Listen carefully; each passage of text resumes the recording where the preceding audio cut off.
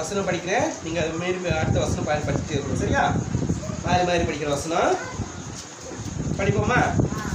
கர்த்தாவே உம்மை நம்பியிருக்கேன், நான் கர்த்தாவை நம்பியிருக்கேன், நான் ஒரு காலம் வெட்கப்பட்டு போகாதபடி செய்யும். உமது நீதி நிமித்தம் என்னை விடுவியும்.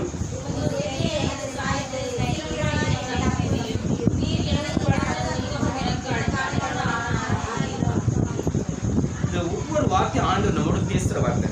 ஒவ்வொரு வார்த்தையும் நம்மளோட பேசுகிற வார்த்தை. நீங்கள் வந்து கருத்தோடு படிங்க. சரிங்களா? 3வது வசனம், என் கண்மலையும் என் கோட்டை நீரே, ஒரு நாமத்தை மித்தம் எனக்கு வழிகாட்டி என்னை நடத்தியறலும்.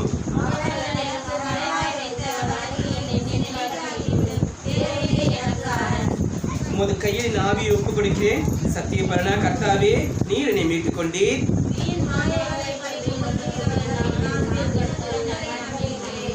உமது கிருபையினால் களி கூர்ந்து மகிழ்வேன்.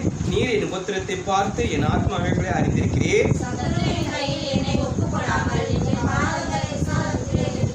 எனக்கு இறங்கும் கர்த்தாவே, நான் நொறுக்கப்படுகிறேன். துக்கத்தினால் என் கண்ணும் என் ஆத்மாவும் என் வயிறும் கூட கருகி போயிற்று.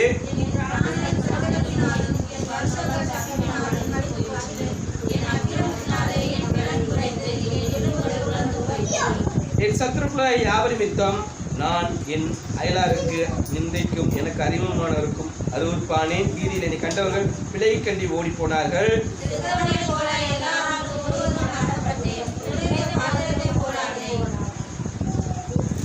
அநேகர் சொல்லும் அவதூறை கேட்டே எனக்கு விரோதமாய் அவர்கள் ஏகமாய் ஆலோசனை பண்ணுகிறதால் திகில் என்னை சூழ்ந்து கொண்டது. என் பிராணனை வாங்க தேடுகிறார்கள்.